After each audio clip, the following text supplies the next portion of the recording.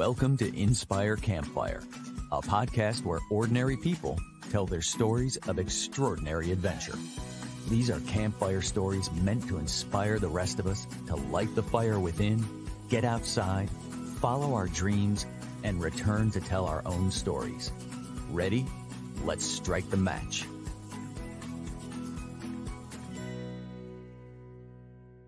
Welcome to the show. I'm your host, Scott Wurzbacher, and today we're going to experience perspective from the highest points on every continent in the world, also known as the 7 summits.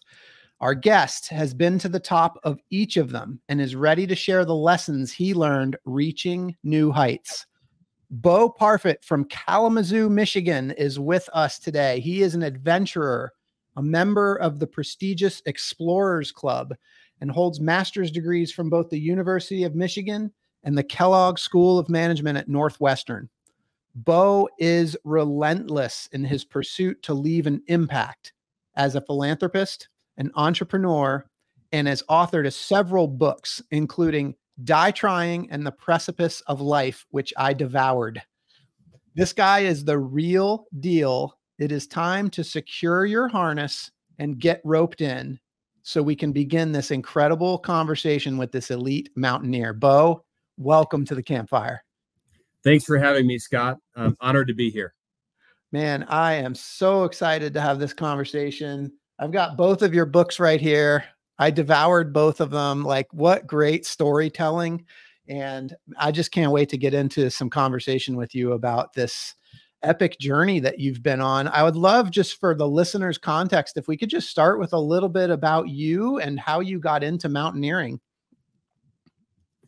Sure. So I grew up in the Midwest. I grew up in Michigan. For anyone in the audience or listener that's from the Midwest or Michigan, you know there's not too many mountains there.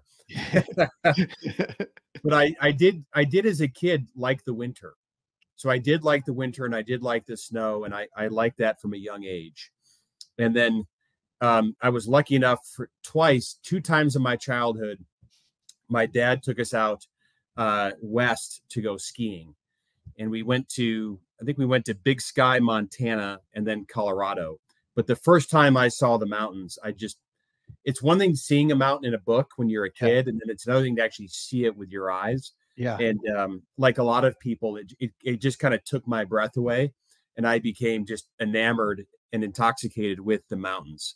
Can I stop you right there? Because I love enamored and intoxicated with the mountains. Like, I felt this too. Like, one of the things I've noticed about big mountains is a picture can't capture it. You're standing there and you're seeing this thing and you try to capture it in a picture. It just doesn't do it justice. But like, do you remember that moment? Like when you first were in the presence of a big mountain, like, could you describe what that feeling was like? Absolutely. When we were coming into land and I saw the mountains, I just couldn't take my eyes off the window. And then we landed, we got outside, and we were kind of waiting for our luggage. And I was out the window looking at the mountains, and I could feel my heart was beating, like I was a little short of breath. My heart was beating, and my hands were, I had some kind of tingling. The hair was up on my arms, and I'm like, and I think at one point my dad said to me, because I asked him a lot of questions.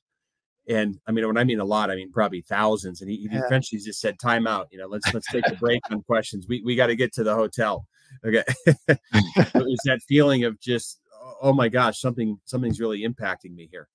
Yeah, it's magic. It really is. Okay, so so take us through kind of some of the childhood piece, and kind of getting to this place where you decide you're actually going to start climbing big mountains. So like a lot of folks out there, we all have our journey. I love this saying, "I'm here to enjoy your journey and not judge it."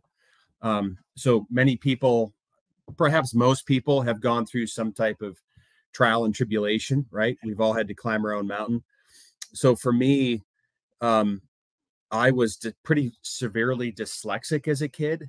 Yeah. I also had a speech impediment. I couldn't say my R's or my S's. My parents divorced.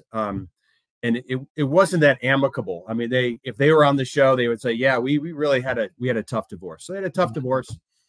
But I would say that the hardest thing would definitely be the dyslexia and the speech impediment, because every time I went into school, I would just fail like 30 times a day in school, right? Hey, but you have to read out loud, or, had to write something, and I couldn't do it.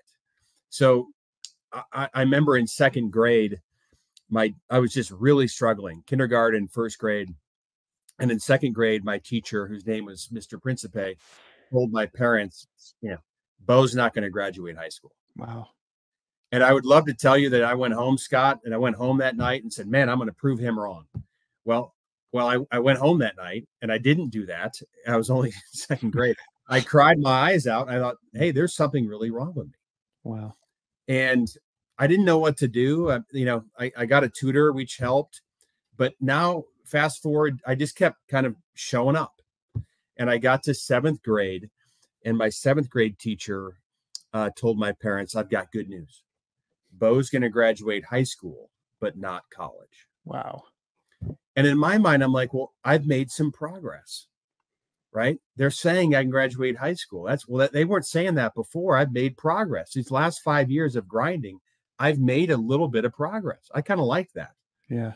And I just kept grinding. And I think Winston Churchill says, if you're going through hell, just keep going. Don't stop. Yeah. So that was kind of my journey. And then I liked math because there were no words in it. And I started to just really practice hard at math and get good at math. And then from that one subject, my confidence started to build, and I ended up getting actually pretty good grades, and getting into college and getting 2 master's degrees. So I turned those stumbling, or the stumbling blocks into stepping stones. Yeah, absolutely. I mean, I love, just keep showing up and keep grinding. That's what I heard you say. I mean, you've already dropped enough wisdom for an entire podcast episode right there. It's awesome. It's awesome. So where does the mountaineer? Yeah. In the hard part, I just want to say for a lot of people, like athletes or people that want to be top performers, musicians, painters, like, you make these jumps in life, right? Like, oh, hey, I'm really making good progress. And then you plateau. And the plateau is where the magic happens. And a plateau can last 6 months or 3 years. And then boom, you hit another breakthrough. But it's the discipline to stay focused and keep working during the times where you've plateaued.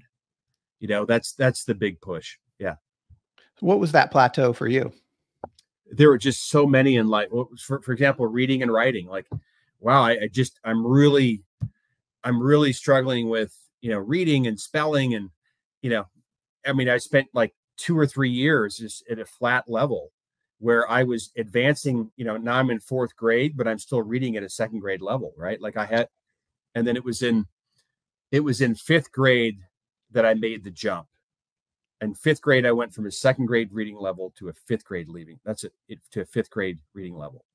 And I remember just going, man, but it took 3 years to make that jump. Yeah. Of just grinding it out. Yeah. Good question. Yeah. It takes time. I mean, this is super inspiring for people that are listening. I mean, as we fast forward to this man that has climbed the 7 summits, it's pretty incredible. Where does the mountaineering show up for you? So the mountaineering, I was enamored by the mountains, as I mentioned before, right? A couple of trips out west. So one of the questions that I talk to is, hey, if you really want to go and be in the mountains, right? A great way to do that is to go to college in the mountains. Yeah. So I went to Colorado State University in Fort Collins, Colorado, and I was in it. I remember the first time, this is a good story. The first time that I landed in Fort Collins, within 24 hours, I had already climbed 2 mountains. Nice. And I remember in the library, like I would be in the library trying to study, and I would look out the window and like a mountain would like catch my eye. And I'd be like, oh, I got to go climb that one. I would just leave. I wouldn't even. So I was also working, 50, 60 hours a week at a restaurant and trying to go to school full time. And so I remember I went into, this was around Thanksgiving, and I went into my, my advisor's office. Her name was Dr. Alexandria Bernasak. And I went into her office, at noon, right? Call it noon, 11 a.m. And she goes, Bo, I've got your grades. She held up this piece of paper. She goes, you're getting all F's and D's. And she goes, I know you're not going to class. I know you're climbing all the time. And I said, well, how do you know that? She goes, well, for one, you're wearing your climbing harness right now. I didn't even know. I had to look down and go, oh, I guess I do have it on. I just had it on. Like I just walked to class, or I'd go to work and they'd say, hey, your harness is still on. So she said to me, she goes, look, I've seen this movie before.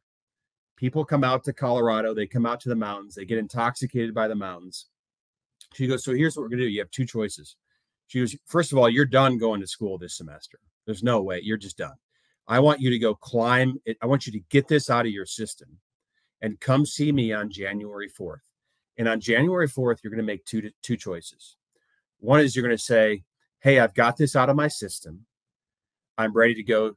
I'm ready to get serious about school. Or two, you're going to say, it's not out of my system. I need a whole year to get it out of my system. And then we'll talk in the fall. So go for it. She goes, oh, by the way, write me a letter that just described, hey, you're working 50, 60 hours a week. Share your vulnerability. Say where you made the mistake. You've never been going to class. And she goes, we can get this semester, removed from your transcript, right? We can get it just kind of removed because this happens. Things happen to people. Yeah.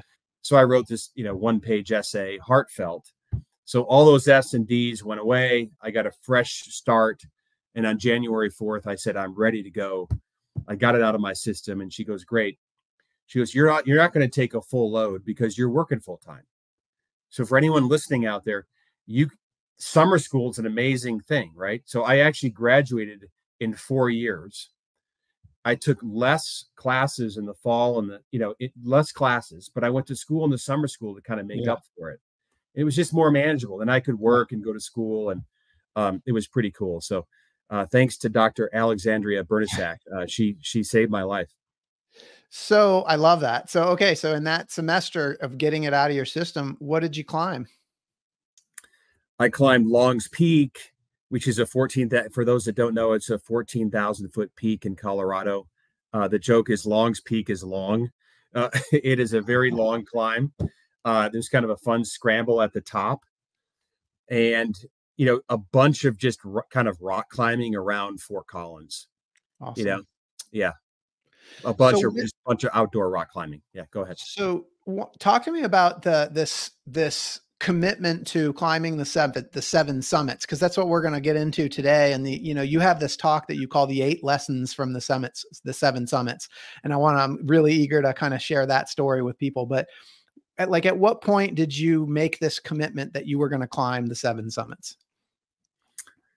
So this is a good one. So for those that are listening, no matter what age you are,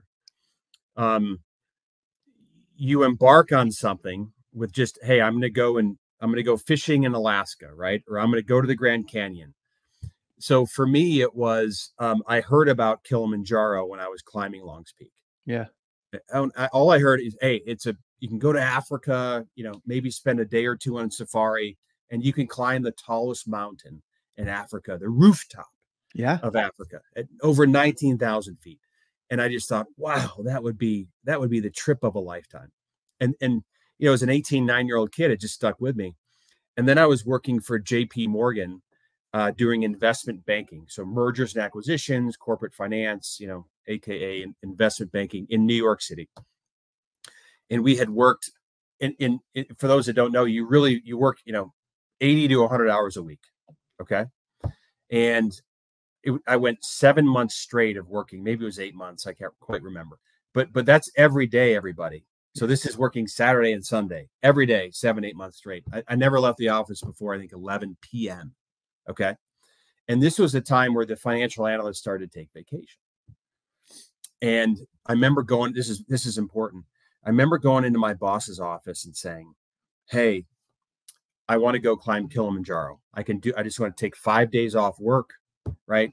And I add in the 2 weekend days on the other side. Boom, that's 9 days. I can do the whole thing. And I was about 40 or 50 pounds overweight. I had a good sized belly. Okay, Scott. So I went into his office, said, hey, I want to climb Kilimanjaro. Here's why. And then he looked at me, he looked down at my belly, he looked at me, he looked down at my belly, and he goes, well, what makes you think you can make it? And I kind of like covered up my belly. I was like, I know he's saying I'm kind of chunky or fat. And I said, well, I'm kind of determined. And he said, listen, and this is one of the lessons learned. He said, Bo, you came into my office and you want to go to Kilimanjaro, and all you've told me is why you want to climb that mountain for you. And he said, that's fine. That's fair. He goes, but do you want to know how to create more energy than you could possibly imagine in your life? And boom, you could have heard a pin drop. I went, yeah, I want to learn how to create massive amounts of energy. He goes, when you do something that's bigger than yourself, you're going to have more energy than you could possibly imagine. And he goes, and you just might make it to the top. He goes, think about that and come back to my office. So 2 weeks later, I came back. I'd done all this research, and I said, I got it. I want to create a doctor. I want a doctor scholarship in Africa. So I found this organization that goes into shanty towns, which are really, for those that don't know, it's really poor, incredibly poor areas of Africa where they're literally living in shanties, right? Dirt floors, tin roofs. Sometimes there's even no roof. And they test kids for aptitude. Okay. And they find ones that they can put on a good track. And then at the time, for $6,000, we can pay for their medical school, and we can create a doctor who will save lives in Africa their whole career. I said, man, that's pretty cool.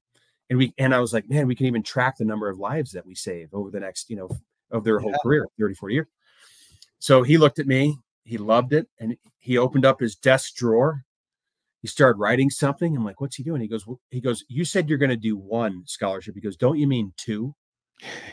And I went, yes, I meant two. And so he wrote a check for $6,000. Boom. He handed it to me. And he goes, now you only have one more. And he goes, now go talk to this person and this person, all these senior people at JP Morgan. So I got to know people very senior at JP Morgan, punching way above my weight class because I had this idea. So that was an amazing thing. So I went to Kilimanjaro, and by the way, barely made it, got food poisoning on the summit day. Oof. There's a whole good story there, but so to fast forward a little bit, that foundation of the creating that one, those two doctors, then I proceeded to create more doctors. So we have 10 doctors. One of them actually died, so we have 9 now. Wow. But I've tracked, over the last 20 plus years, how many lives have we saved? And we've saved over 400,000 lives on the continent of Africa. These are human beings. These are wonderful people that without our doctors, would have died. And I want to save 1 million lives. So we track it. So I have more energy about this. This has given me more energy in life than I could possibly imagine. All because my boss at JP Morgan said that, which was pretty darn cool. And it starts with this dream. It did start with a dream of you wanting to climb Kilimanjaro, but then taking that and thinking bigger about it and thinking beyond yourself. But it did start with that, like, I want to climb Kilimanjaro, and that passion for the mountains. Yeah, absolutely. Yeah. Man, that's awesome. Okay. So this is where your mountaineering begins. I want to backtrack. So you do a talk called the eight lessons from the 7 summits. And did we just cover number 1? We did. Yes, we did. So there's 7 summits. There's 8 lessons. I don't know what we're walking into here. Like, I can't wait to hear this story. Sure, you bet. Where do you want to go to the second mountain, or where? Let's go all the way through. Okay. But why don't we do this? Because you're headed because let's have a little fun here for a minute. Okay. So you're headed somewhere fun here, right? So why don't you tell the audience what you have planned for next year? Yeah. So, following in your footsteps, like I've already done Kilimanjaro. So awesome. I'm tracking with you at that point, but a group of some folks and I are going to be heading to Everest Base Camp next March. And so I'm really, really excited to hear your story. You've gone a little higher. We're just kind of going to that training ground where you started at. But yeah, I'm super excited to just kind of trace those footsteps that you took to get to the training point. Awesome. Well, good stuff. I love it. Well, you'll have to keep me posted, and hopefully, I don't know if you're going to have a blog or do some social media posting, but I can't wait to follow you on your journey. Okay. Yeah. So excited. It's going to be awesome. Cool. Well, good stuff. You want to go through all the peaks, right? I do. Yeah. So Okay. Kilimanjaro was number one. What comes next? So, it was Aconcagua. Okay. So Aconcagua, everybody, is the tallest mountain in South America. Yep. And I had never heard of the 7 summits until we were coming down from the summit of Kilimanjaro. And a guy that I climbed with said to me, "So are you going to do the 7 summits?" And I said to him, "Well, what's that?" And he goes, "Well, you just climbed the tallest mountain in Africa, which is Kilimanjaro. It's the tallest mountain on each continent. And there's 7 continents. Are you going to do the 7 summits?" I said, I never thought about it. And I said, "Well, I think I'll try it. Like, that sounds pretty cool. I want to learn more about it." So I went to Aconcagua next. And the unique thing about Aconcagua is there's a couple things. It's the tallest mountain in the world outside of the Himalaya. It's almost 23,000 feet tall, almost. Yeah. And it's really high altitude. And if you can get to the top of Kilimanjaro at, just call it 23,000 feet, that's about the altitude where people put on oxygen. Got it. To go climb Everest or other 8,000 meter peaks. So that's a test. It was a good test. I was like, well, I might as well figure it out if I even have a shot at Everest, right? If I can't get to 23,000 feet or almost 23,000 feet without oxygen, well, then I won't even bother. Then when this dream will come to an end. So I got to Kilimanjaro, and there was just really, what I realized is our greatest adversary is time. Okay. And somebody told me, like, 1,000,000 seconds. Have you heard this? 1,000,000 seconds is like 31 days. Okay. But a billion seconds is like 32 years or 33 years. So there's some people that are time billionaires out there, right? They're going to live another, 32 or 33 years. But just this notion that time is our greatest adversary. Yeah. And if we don't kind of plan ahead and start to really tackle our dreams, then things can slip away. Okay. So I did do Aconcagua. We of our people in our group, call it 18 of us or 20 of us, I'm trying to remember exactly now. Only 3 of us made the summit. The guide, a professional, Ironman athlete, and then, an overweight, chubby investment banker from JP Morgan. Okay. And I just barely made it. But this notion that, and I was working at JP Morgan and just thought, I only get 3 weeks of vacation. I'm going to use them all, hopefully not all of them, but I was prepared to use them all to go and climb Aconcagua because, time is our greatest adversary. Yeah. So one of the things, and I have to say, like, having done Kilimanjaro myself, that's kind of like the pinnacle of my mountaineering experience. But when I read in Die Trying, you talk about Aconcagua, and it sounds like that's kind of similar to Kilimanjaro in that there wasn't a lot of technical. It's just like a much higher altitude. Is that fair? That's right. Yep. So it's a taller Kilimanjaro. What's that? Say again. Aconcagua is a taller Kilimanjaro. Got it. So 18 people started, only 3 made it. What was the difference? I think it was grit. So grit if anyone is, when you're listening to this, you talk about grit, there's a great book called, I think Angela Duckworth wrote the book. It's a great book. Grit. Love that book. So the grit formula, everyone that's paying attention here, and if you have a pen, so skill equals effort times talent. Mm-hmm. Achievement equals effort times skill. So we'll say it one more time. The grit formula is skill equals effort times talent. Okay. Achievement equals effort times skill. So if you notice, effort is in both equations. So effort counts twice. Yeah. And I think that there were definitely people that were more talented than me, that had more skills than I did, but I just had double the effort. Okay. I had the grit. And I think that's what separated me from all these other people to summit Kilimanjaro, or sorry, to summit, well, actually Kilimanjaro and Aconcagua. So grit is a theme. It's a lesson learned from all the mountains, but grit's very important, everybody. What was the difference for you between, I mean, obviously it's about 4,000 foot of difference, but like, what were the effects? Like, what were the physical effects that were different on Aconcagua? So for those out there that have done Kilimanjaro or want to do Kilimanjaro or Aconcagua, the moment you start getting above 15,000 feet, the altitude really kicks in. Mm-hmm. Okay. And the difference between, 19,000 feet and 20,000 feet is real. The difference between 20,000 feet and 21, like, it just keeps getting harder.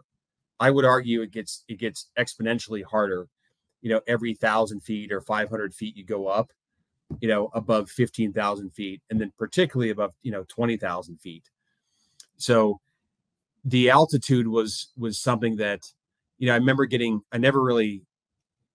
I felt the altitude on Kilimanjaro, but I could kind of push through it. But I really had to push through it on Aconcagua, because again, we're almost at 23,000 feet. Yeah. And I didn't know what some people's bodies shut down. People throw up, they get nauseous. You can get cerebral edema or pulmonary edema. Right. You can die. So I was anxious and nervous, like, what's going to happen to me at this altitude, because my body's never been there. So I had to push through some anxiety. I had to push through fear, and then just physically, the altitude was a real butt kicker. Yeah. I'm pretty good at acclimatizing. I've gotten better over the years. So that was something that was, the altitude was a real factor. Yeah, that's intense. I mean, I felt every one of those things, between 15,000 and 19,341 on Kilimanjaro. So that the anxiety, the fear, the negative thoughts, and having to overcome all that. So I get it. I can't imagine, like, exponentially, experiencing that. So what was the lesson from Aconcagua? The lesson from Aconcagua would, again, when I give the speech about the 8 lessons learned, I kind of tell these stories, but all the lessons I really learned, they all are applicable. Yeah. To every mountain. Okay. So I don't really pinpoint one, but just to pick one, because, I think that would maybe help, is your greatest adversary is time. Okay. So that would be the Aconcagua. Okay. Love it. Okay. What's next? But again, grit also, is also part of it, but let's stick with that one. Okay. Love it. All right. So let's go to Elbrus. So what an interesting time, right? We have the Russia-Ukraine conflict. So the tallest mountain in Europe, a lot of people think, oh, Mount Blanc or the Matterhorn, but they actually take, the whole continent of Africa actually includes a big part of Russia. Okay. And so Europe, Western Europe, again, when you head north, a big part of Russia is included in it. Yeah. So there's a mountain called Mount Elbrus, and it is the tallest mountain in Europe, and it's over 18,000 feet. Some people describe it as like Kilimanjaro with a glacier on it, which is really what it is. There are crevasses. You don't want to fall in those because you can die. And it's you're on crampons, and, you're roped up because, again, you don't want to fall in the crevasses. Right. And, you're going to Russia, which is very interesting. So I actually skied. So at this point, I realized, you know what? I can start to ski down some of these peaks because I love to ski, and skiing is way more fun than climbing down. So I actually skied down Mount Elbrus, which was awesome. Which was a big eye opener for me. And the lesson learned here, I would say, is about the circle of comfort, and it's all about expanding your circle of comfort. Because when I started to ski down these peaks, that really expanded my circle of comfort. And I realized, hey, I can ski these peaks. And when I'm talking in person, I have this, I kind of pretty dramatic how I talk about it. But, in the nutshell, think of a small circle. Well, that's your circle of comfort. So inside that circle is everything that you do. Like, it's what I have for breakfast. It's my Friday golf. It's my Wednesday card game. It's the movie night with my kids, right? It's, I go to the gym. It's your normal routine. Yeah. The moment you do something outside of your circle of comfort, it's pretty darn scary. But as you start to do more things outside of your circle of comfort, what happens is your circle expands. Okay. And then it just keeps expanding. So for my kids, for example, like when they were really younger, just to try to have them try a new food was convincing them to expand their circle of comfort. And this weekend, I'm actually going to go climb Mount Elbert, which is the tallest mountain in Colorado, with my two boys. Cool. That's going to massively expand their circle of comfort. Yeah.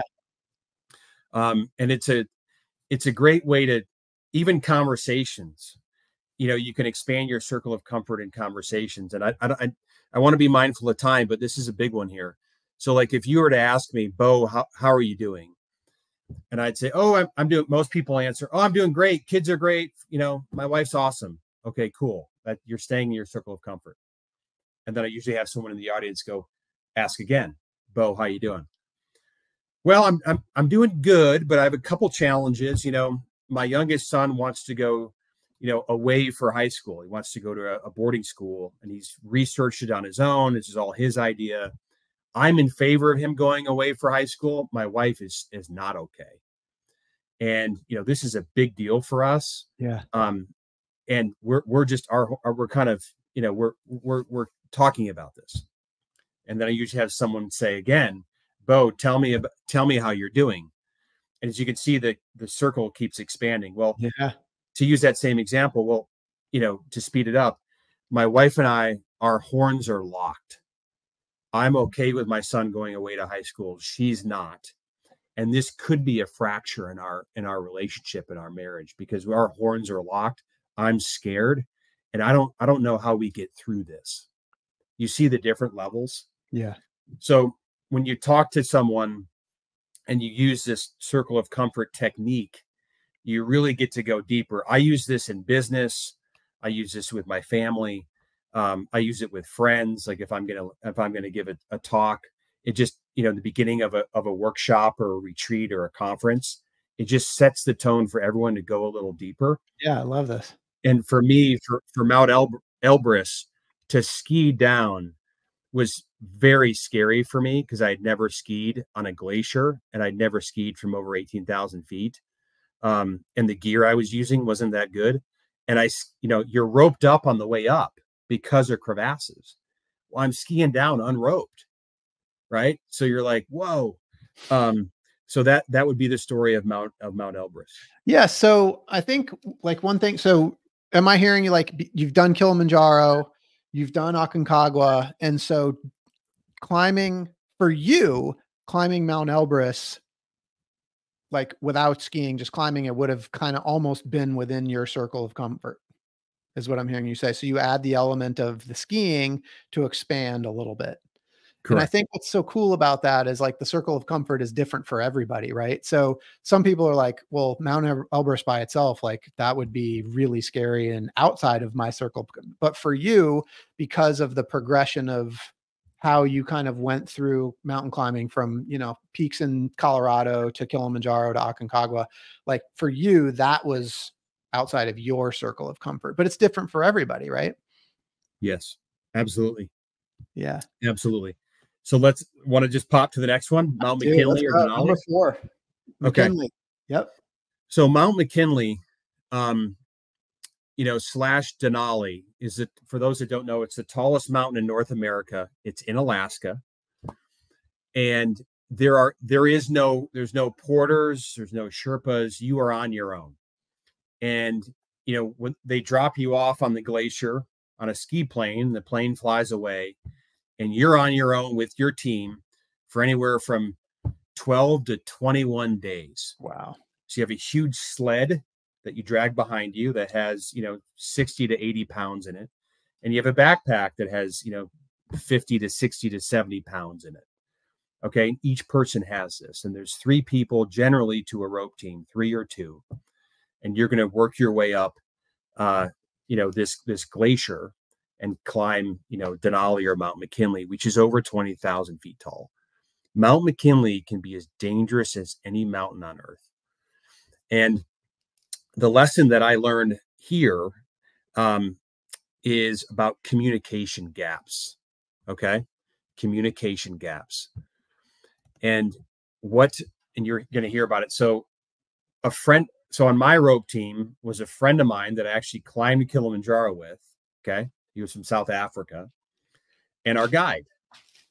Well, the guy that was on my team, my friend, had sprained his ankle a couple weeks before, a month before, or 2 weeks before. And he was injured and he was moving really slowly. And I was getting, and the other, we had 3 teams of 3 people. So there were 9 of us. Okay. And I'm like 95% sure there were 9 of us. Okay. I should know. Right. But hey, if you really want to know, read the chapter. So, so we were getting to camp, 2 to 3 hours after everybody else. So that's more time on your feet. And for the athletes that are listening, or people that are listening, like, you can just imagine if anything's going to take you 2 to 3 hours longer than it normally does, it's going to tire you out. Okay. And I remember going to our guide, like the head guide. And I said to him, hey, Richard, who's my friend, he's injured. He's moving slow, and that's okay. But can I join your rope team or someone else's rope team? Because I want to make it to the top. And I'm really tired as I pull into camp because I didn't know it was going to take so long. And then he said, let me think about it. Okay. So 2 days goes by. He doesn't say anything. Okay. So then I asked him again and said, hey, I would like to join this rope team. And I happened to ask him, like, while we were just starting off to, climbing to the next camp. And it was windy and it was cold. And he turned and looked at me and he just yelled at me. He's like, you're not a leader. You're trying to just, disrupt our expedition. You're trying to, cause all this conflict. And he just let me have it. Wow. Okay. And I was totally blown away by what he said. So what I realized is when there's a communication gap, here's the lesson. Ready for this? Negativity often fills it. When there's a communication gap, negativity often fills it. And this is to do with your family, your friends, at work. It just does. Look, we have ancient circuitry, everybody, because when we would step outside of the cave, right? That cave back in the day, and we'd look around and go, man, this is great. The world's, look at the sun. It's sun shining, right? We could get killed by a tiger or something, right? Or a bear. So we have ancient circuitry that we're pushing against to really, people are generally more negative or skeptical because that's what kept us alive for so long as a species. So this is a big one. Again, when there's a gap in communication, negativity often fills it. So I waited till we got to camp, waited till he got some food in his belly. And I came up to him and said, hey, I think his name was Ryan. I said, Ryan, your reaction to me was kind of unexpected. Tell me more about why you think that, why you think what you thought. And then his response was very interesting. He's like, hey, I'm sorry I snapped at you. I didn't mean to, and then he listed all these other things that were going wrong. So then I knew it wasn't about me. Yeah. It was about all these other things.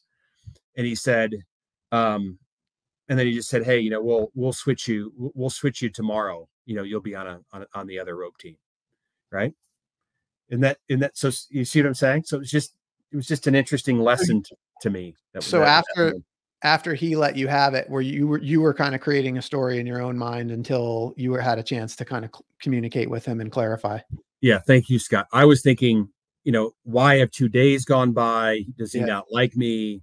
Yeah. What's wrong with him? Is he doing okay? Does he have altitude sickness? Like, I started thinking all these negative thoughts, and after 2 days, I just asked the question again. Right. So yeah, good. Yeah. I love that. So just for listeners, McKinley, as compared to the previous summits, what was a big kind of, if you could summarize sort of like the distinguishing features of that versus the other mountains that you had climbed, and maybe how your circle of comfort expanded on that one? When you're on Mount McKinley or Denali, absolutely expanded my circle of comfort. Again, not just being on a glacier for 12 to 14 days is roughly what it took us to complete it. You're stepping over crevasses, like hundreds and hundreds of them. And we fell in, people fell in. You're roped up, and your rope between each person, it's tight. So you kind of fall in up to your armpit, you spread out as you go in, and then you kind of have to slowly crawl out of it. But it was unsettling. It was uncomfortable. The glacier's making noise. There's avalanches around you. And it's unsupported. You're on a glacier the whole time. There's crevasses, there's rockfall. People died when we were there. It was Mount McKinley is as dangerous as any mountain on earth. It is the real deal.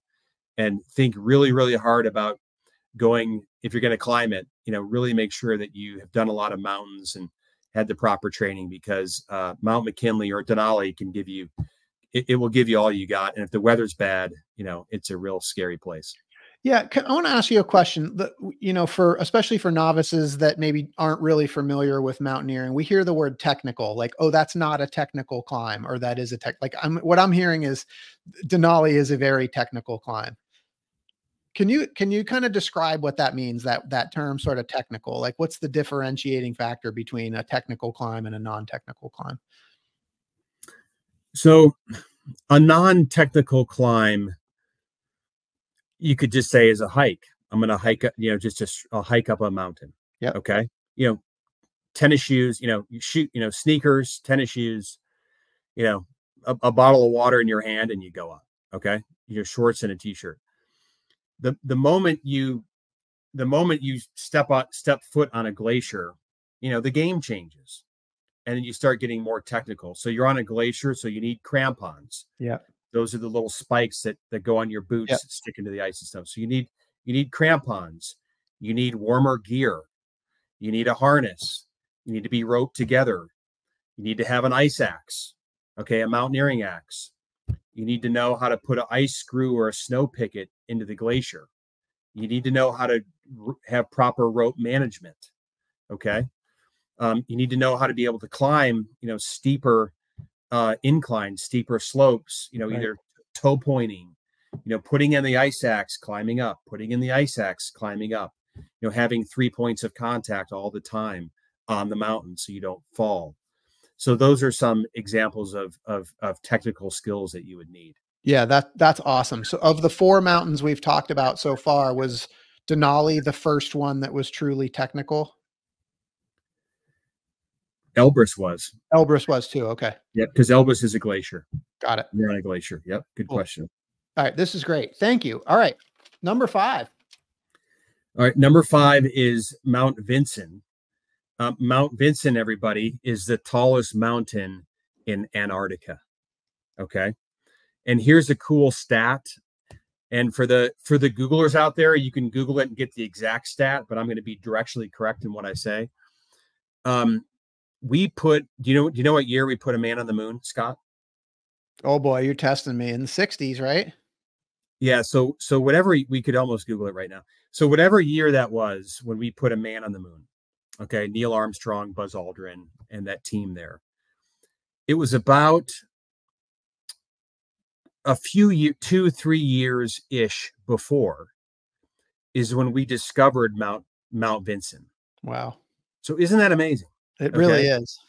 And that's how remote Yeah. Mount Vinson is. And that's how remote Antarctica is. Heck, we were in outer space, right? We almost put someone on the moon. We put someone on the moon and just discovered, Vinson just a few years earlier. So Mount Vinson is the tallest mountain in Antarctica. The driest continent of all 7 continents, the driest is actually Antarctica. It's a desert, which is kind of a question for trivia, which is kind of fun. So make sure you remember that and get that question right. Vinson Massif was incredibly cold. We had to go to the bathroom, so that'd be number 2 in a poop bucket. And you had to do rock, paper, scissors to who was going to carry the poop bucket every day. But yet they fly that out. They really keep that continent pristine, which is really cool. And it was just Vinson Massif is a smaller Mount McKinley, okay, or Denali, but it's incredibly cold. So this one it was so cold at times, like if your skin were exposed, within seconds, it would freeze or burn. Yep. So you really had to be careful of any gaps, in your neck warmer and your goggles. There were days when there was no wind and the sun was out that it was, warmer in quotes. But Vinson Massif was a beautiful mountain. Again, crevasses, there's a glacier. The whole continent is basically on a glacier and ice. And it was a wonderful expedition. What kind of temperatures were we talking? I think we had, minus 40 were some of our colder times. The wind chill probably made it worse, because we had some really windy days. Yeah. All about the gear. So what was the big lesson from Vinson? So the big lesson would be, it's something called the broadening effect. Okay. So the broadening effect is the lesson. And it's that, and the subtitle is that happiness gives us a real chemical edge on the competition. I want to say that again. Happiness gives us a real chemical edge on the competition. And what the broadening effect did is this is really cool. So this study, the broadening effect, you can Google it. Researchers basically primed into a group of individuals for positivity, and they primed a group of individuals for negativity. Okay, so 2 groups, and then the study was basically they looked at a series of pictures, and the pictures had risks, abject danger in these pictures, and the people that were primed for positivity saw pointed out every single risk. That's a danger in the photo, right? That looks a little scary. That could fall, or And the people that were primed for negativity, they only observed about 50% of the risks or the dangers in each photo. Isn't that staggering? It really is. Okay, so they missed 50% of the risks. So what's cool about when you're in Antarctica, it's not the happiest place by any means. I mean, you are deep into Antarctica. There's no wildlife. It's very eerie. And if something were to go wrong, right, there's some big world war, you'd be stuck there. You'd probably die there. You couldn't get off the continent. Okay. So it's an eerie place. So being just positive. And there were people on the expedition, I'm not going to call them out, that were more negative. Yeah. They struggled. They were getting kind of sick more often. And so just having that broadening effect of, hey, you know what? I'm going to wake up every day with a positive attitude. It's actually a real chemical advantage in climbing and in business, right? Happier people, the happy-go-lucky, right? Because they're able to observe and manage and mitigate more of the risks. Yeah, I love this one. What I'm hearing you say is though that, especially there in Antarctica, like it's a choice. Like it was a choice that you made. Like I am going to be positive about this experience, despite like a lot of reasons why I could choose otherwise. That's right. Yeah. That's right. Sweet. I love that one. That's great. Okay. Number 6. All right. Number 6. Should we do, we could, well, let's save, so we could do what's interesting, everybody. There's actually 8 7 summits. Okay. There's 8 7 summits. And there's there's the kind of the 2 lists have at the bottom, they have 2 different number 7s. The number 7 on the Dick Bass list is the tallest mountain in Australia, which is called Kosciuszko. But if you look at Australia, it's really close to parts of Papua New Guinea and Indonesia. And some people say, well, they're kind of on the same continent. Yeah. And there's a mountain there called Karsten's Pyramid. Mm-hmm. And so you can do the 7 summits by just doing Kosciuszko, which is Australia's tallest mountain, or you can do the 7 summits using the other list, which is the Reinhold Messner list, which is a harder, more technical one called Karsten's Pyramid. So let's save those 2 for the last one. Is that okay? Okay. Yep. We'll call those 7A and 7B. Okay. All right. So we are missing. So number 6 is Everest. That's right. Okay. So the tallest mountain in Asia. Wow. This took me 2 tries. So I went in 2005. On our summit attempt, we had a team member die. And this is a very good chapter in the book, Die Trying. Yeah. I'm not going to get into that today. It's an amazing story.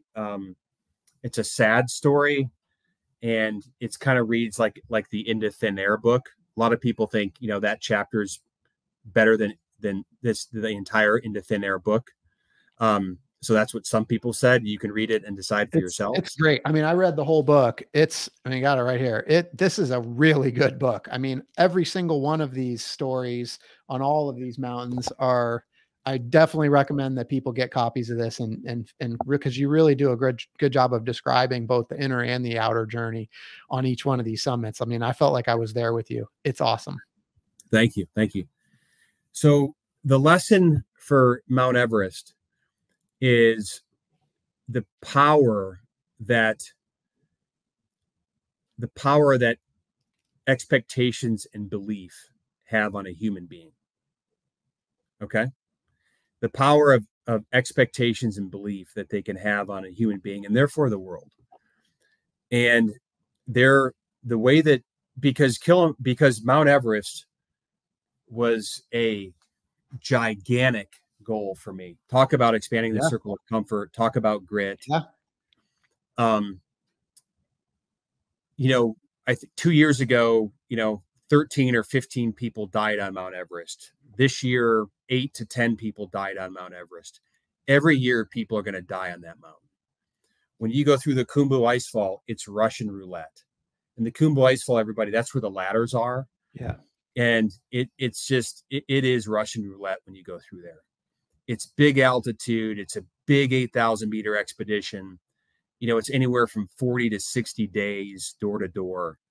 You're away from your family and your friends and your network. Loneliness is a big factor. Fear is a big factor. You'll meet someone at base camp or hiking into base camp. You'll meet some random person and they're climbing with the Argentinian team or they're part of the Japanese team. And then all of a sudden you start climbing. You're like, oh, that guy just died. And you're climbing and they're bringing bodies past you in the icefall. They're bringing bodies down. And there's a lot to unpack here.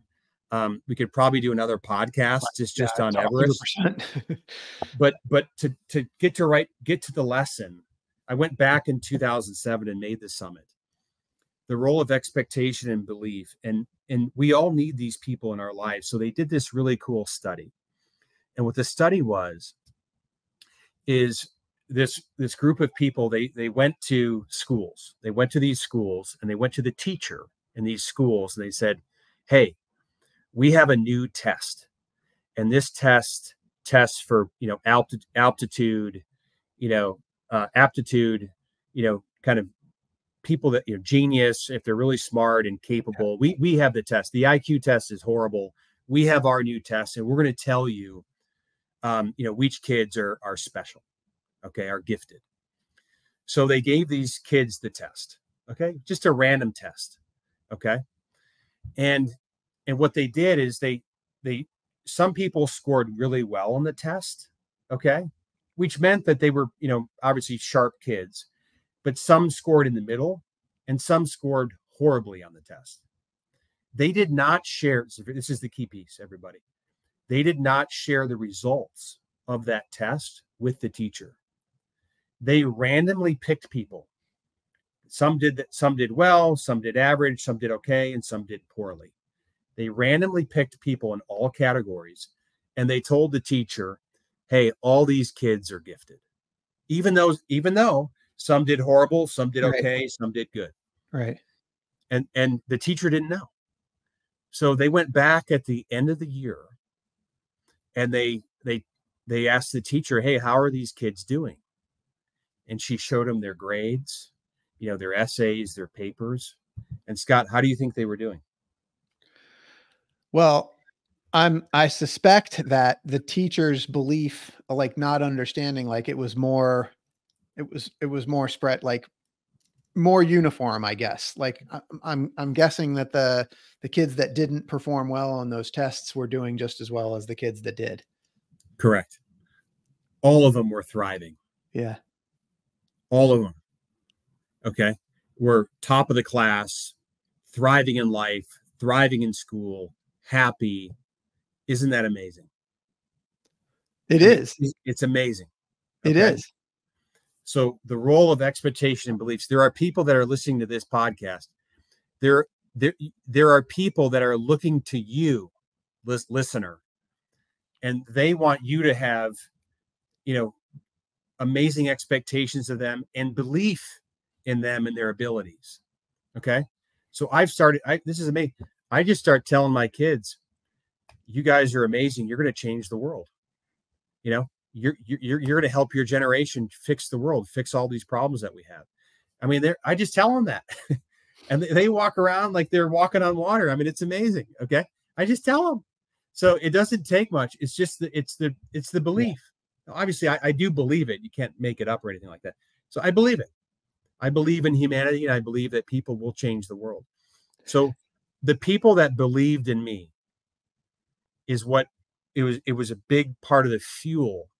It's to this day fuels my fire and my spirit. Okay.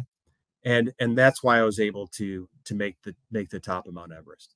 Yeah. There's so much spinning around here for me because I'm flashing back to like when you were younger and you had teachers that told you weren't going to graduate. I mean, it's almost like the opposite. Like, thankfully you had that strength and that will to sort of push through that.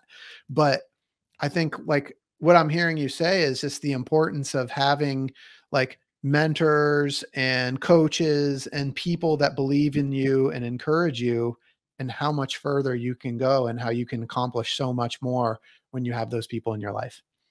Absolutely. Absolutely. All right. Well, should we go to 7A and 7B? Let's go to 7A and 7B. Okay. So Kosciuszko, the tallest mountain in Australia, and Carson's Pyramid, the tallest mountain on Irian Jaya or Papua New Guinea, Indonesia. Okay. It's got a lot of different names. The names of this island has changed. So let's just do Kosciuszko first because it's the easiest. If you're in Australia, anybody, and you want to go to the top of Australia, Kosciuszko is a beautiful hike. You could probably do it in dress shoes. Okay. Nice. I think it takes about 2 or 3 hours. You could, it's a very mild hike. It is fun. I enjoyed it. To see kangaroos and stuff is a lot of fun. So Kilimanjaro would be Kosciuszko would be a great one just for anyone to do. I think Australians are very nice. I think they're funny. They have a good sense of humor. So it's only about 8,000 or 9,000 feet tall. Okay. There's a chair. It's in the Blue Mountains. There's a chairlift that takes you, if it's open, you could take the chairlift up, and then from there it's like a 2-mile hike, or 2 hours from there, maybe. Not far. Yeah. Again, round trip I think is 3 hours. Okay, even with the chairlift. The chairlift wasn't working when we were there, so we just hiked up the little ski slope there, which is fine. So, Karsten's pyramid is a different animal, and it's the most technical of the 7 summits. You are on basically a vertical rock face, and you are roped up the entire way. It's big wall climbing. Wow. Okay. And it's technical. And, for those that are listening, if people say, hey, I want to get paid to write a book. Hey, that's cool. Hey, we all do. But it's hard to get paid to write a book unless you're a famous person. So back in the day, when I wanted to write this book, I had an agent, and they asked to create a book proposal. And a book proposal is a 2-page kind of executive summary of the book, a detailed outline of each chapter, and then number 3 would be your best chapter. So my best chapter is the Karsten's Pyramid chapter. So if you pick up Die Trying, I always just say, well, just start with that chapter. It's only 18 pages. It will knock your socks off. It's a great story. And that's the chapter where I had Amacom, the publisher, American Management Association, say, we will pay you to finish this book. This is awesome. Okay. Yeah. So I would say that the lessons learned from these peaks, I'll kind of combine them if that's okay, Scott. Yeah. So I would say that, I would say impact investing in Indonesia, where the Karsten's Pyramid is, and even the natives or the indigenous Australians, they're incredibly poor. Okay, they're incredibly poor, and they need a lot of help and resources to help them, thrive. Okay, as a culture, as a people. So what I discovered is, I sold my first business, which was apartments in college towns, and our investors did really well, and there was some there was like a promote or carried interest. There was some profits left over for myself and my team that did the work. So we had a successful exit, and everyone told me, hey, just start a nonprofit, just start a charity, start a nonprofit. And I'm like, okay, but I also saw like nonprofits or foundations that just whittled away. Mm-hmm. They just gave it all away and it went away. And not to say that's bad, but I was looking for a more sustainable model. Right. Got it. So I discovered impact investing. And impact investing means you can solve a problem in the world and make a financial return at the same time. Mm-hmm. Mm-hmm. And, who cures? I believe this. So my wife and I and 2 boys, we created Denali Venture Philanthropy. The website's denaliimpact.com. But we're trying to change the world by using impact investing. I love this. Who cures cancer? It's an entrepreneur. I believe it's an entrepreneur. Who creates clean energy? It's an entrepreneur, yeah. Right? Who are also engineers and scientists, right? But these are entrepreneurial type-minded people that will solve and cure, most of the world's problems. So this really, Carson's Pyramid and Kosciuszko really helped me lean in to making the world a better place. So I'll just give a couple of quick examples. So what these mountains taught me were, so my wife and I, again, through Denali, we believe that, I'll give you 3 quick examples. Number one, there are millions of people in the world that are we call them working poverty. And we want to take them from working poverty to middle class or higher. Mm-hmm. Okay. And, we have a goal to bring 1 million people from working poverty to middle class or higher. And so far we're just under 200,000 people that we've taken from working poverty to middle class or higher. And our goal is 1 million. Okay. Which is pretty darn cool. And then another company, and we can talk about this on the next podcast, or we can double click on this. Yeah. Okay. So to continue the theme of impact investing. So at DLP Capital, where I work, is our goal, our big, hairy, audacious goal for those Jim Collins fans, big head, is to have 1 million people, families, living in our attainable housing units. This is market rate kind of workforce housing. We're over 100,000 now, which is pretty darn cool. Yeah, that's awesome. So before I joined DLP, I was just really making a living. Now I'm making a life. So I happen to combine my passion for impact with my career and my job. And that's what we're doing at DLP, which is really cool. And, how this relates to Kosciuszko and Carson's Pyramid is I realized that housing is such a bedrock piece.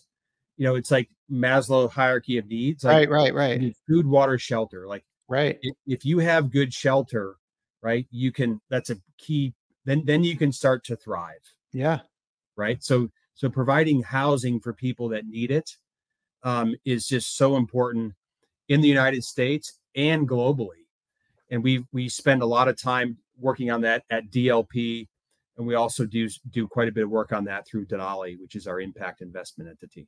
Yeah, I really, really appreciate and love this idea of impact investing, especially when we live in this sort of polarizing culture where it's like, you can't be both profitable and, serving the greater good. I think like this, there's a real both and to this idea of impact investing that I really love. And I really appreciate you. Bo, you're such a big thinker.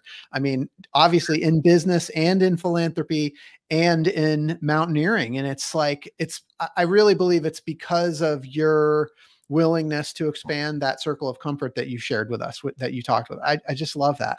So we talked about 8 summits, 7 continents. What is the eighth lesson?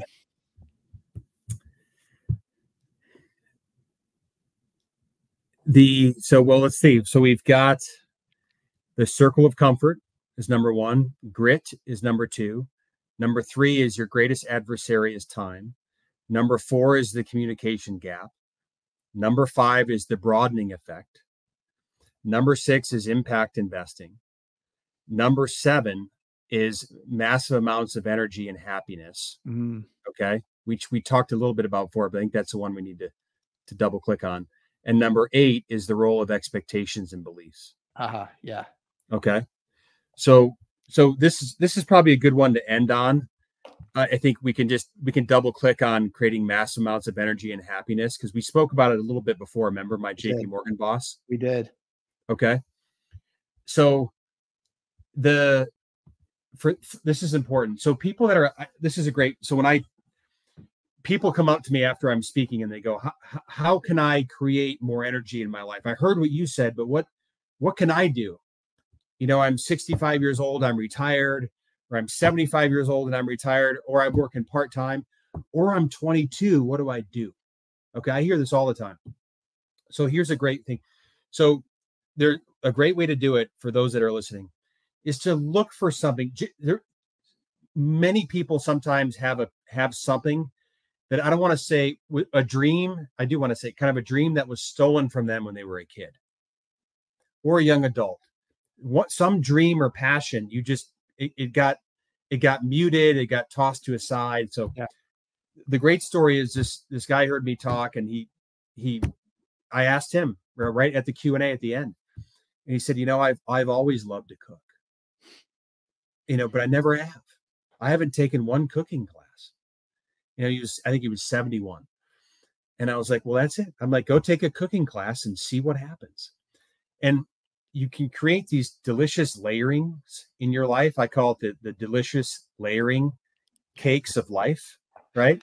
It's life's cake, and create different layers of your life's cake, right? These different layers. And those that are hearing this are going, man, I think I want a piece of cake tonight. So, so he went and took a cooking class. Well, in his cooking class, he met friends. Okay. And then he said, hey, one of the friends said, I'm going to go to France and take a cooking class in France. So boom, he goes to France, and he does the cooking class there. Then he comes back and he does another cooking class. Okay. And then all of a sudden he goes, you know what? I really like cooking for people. So he has people to his house once a month, and he cooks this amazing meal, for anywhere from 15 to 20 people. Awesome. Okay? I love it. And then they come and have an amazing time. And then they invite, and he just asks, hey, and this is invite only. And then they invite more people, right? It keeps rotating. So it's like, oh, I'm coming here because Joe went last month. I'm a friend of Joe. So he's expanded his network. He's met people all over the world. He's done cooking classes all over the world. And there's a huge wait list to go to his house and have one of his monthly dinners. I mean, he has more energy and joy than he could possibly have imagined, all because he took that first step in adding that layering, that delicious layering cake of life. So that's a way that, if you're listening, to create massive amounts of energy and happy in your life, is to claim something, a passion or a dream that either someone or something made you put it on the side. Claim it, bring it back into reality, and get after it. Well, and I love this because, I mean, again, it comes back to like his personal passion, and by him stepping into his personal passion and then sharing that with others, it turned into something that was like, that created a bigger impact. Like you just said, that's so awesome. I love this. Oh my gosh. Like, you're right. We could probably have 5 more podcast episodes. We've already gone way deep. I really, really appreciate your time today. Like, Bo, your books are amazing. The story is amazing. At some point, Hollywood's going to pick up on your story, and they're going to want to make a movie about you. I want to know, when they do, who's going to be the Hollywood actor that's going to play you in your movie? So I was thinking about that. Maybe it's Matt Damon. Nice. That's a good one. He's a good one. Yeah. Who's the new James Bond, or the most recent James Bond? Ooh, Daniel Craig. Yeah, Daniel Craig. Maybe it's one of those two guys.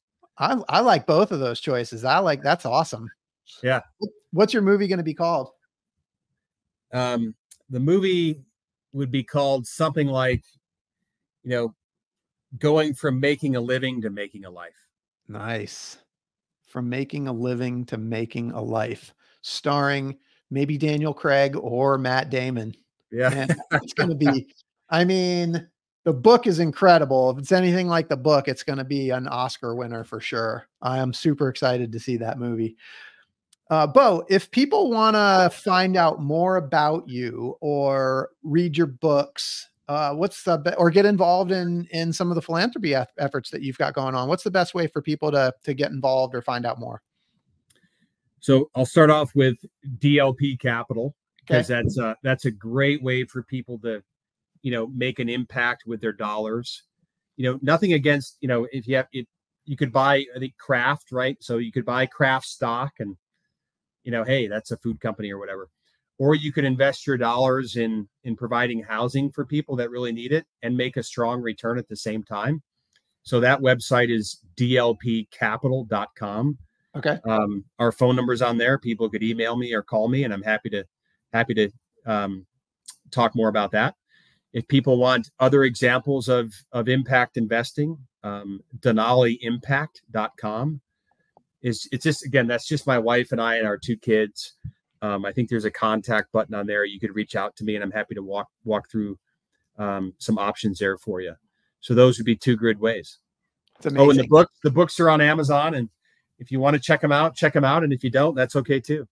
Yeah, they're fantastic. Die Trying, so good. Precipice of Life, both of them fantastic books. I devoured them, and I highly encourage people to check them out. Bo, thank you so much for giving me so much of your time today. This has been incredible. For those listening, I hope you've been inspired today as much as I have. Hope Bo's story has encouraged you to listen to the voice inside that calls you to adventure, because we want to hear your story next. If you have a story to tell or just need a nudge to create one, please send me an email. We'd also appreciate it if you'd help us spread the word by leaving a review and sharing or tagging Inspire Campfire in your social media. And until next time, I want to encourage you to get outside. Thanks for listening. Bo, thank you so much. Thank you, Scott.